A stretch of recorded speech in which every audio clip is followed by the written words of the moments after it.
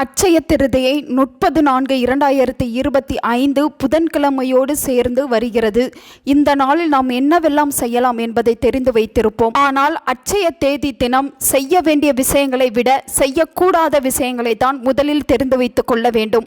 ஏனென்றால் நமக்கு மேலும் மேலும் நல்லது நடக்கிறதோ இல்லையோ, மேலும் மேலும் கெட்டது நடக்கக்கூடாது. அதற்காக சில விஷயங்களை நாம் தெரிந்து வைத்துக் கொண்டுதான் ஆக வேண்டும்.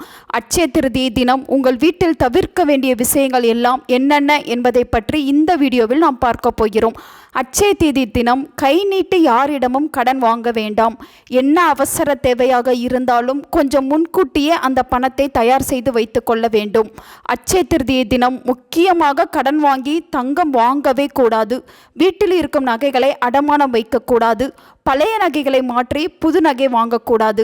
கையில் இருக்கும் பணத்தை கொடுத்து தான் அட்சய திருதியை தினத்தன்று புது தங்கம் வாங்க வேண்டுமே தவிர வீட்டில் இருக்கும் மகாலட்சுமியை கொடுத்துவிட்டு தங்கம் வாங்கக்கூடாது. அதுவும் ஒரு வகையில் தவறுதான்.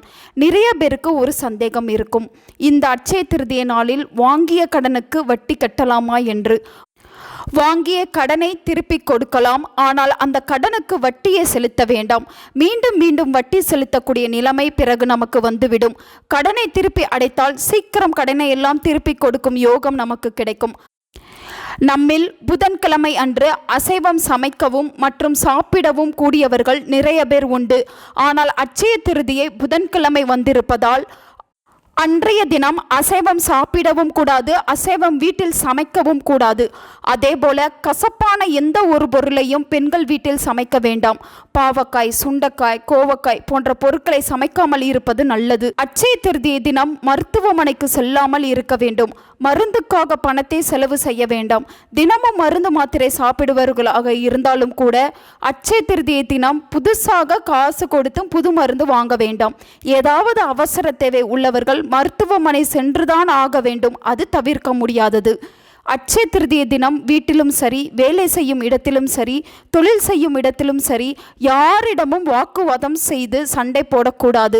அடுத்தவர்கள் மனம் நோகும்படி பேசக்கூடாது. அட்சய திருதியை தினம் எண்ணெய் சம்பந்தப்பட்ட பொருட்களை வாங்காமல் இருப்பது நல்லது. அட்சய தேதி தினம் வீட்டை ஒட்டடை அடிக்கக்கூடாது, வீட்டை துடைக்கக்கூடாது. பூஜை அறை பாத்திரங்களை அட்சய திருதியை தினம் தேய்த்து சுத்தம் செய்யக்கூடாது.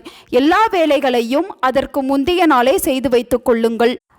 அட்சய தேதி தினம் பெண்கள் பாலை திரித்து செய்யக்கூடிய வேலை எதையுமே செய்யக்கூடாது. சில வீடுகளில் பாலை திரித்து பன்னீர் செய்து அதை சமையலுக்கு பயன்படுத்துவார்கள். அந்த வேலையை அட்சய திருதி அன்று செய்ய வேண்டாம்.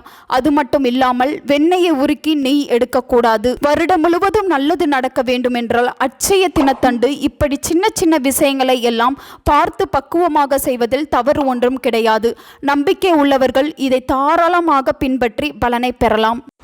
உங்கள் நண்பர்களுக்கும் உங்கள் உறவினர்களுக்கும் இந்த வீடியோவை ஷேர் பண்ணுங்க. அவங்களும் இதை பற்றி தெரிஞ்சுக்கிடட்டும். ஆன்மீகம் டிவி தமிழ் சேனலை சப்ஸ்கிரைப் பண்ணுங்க.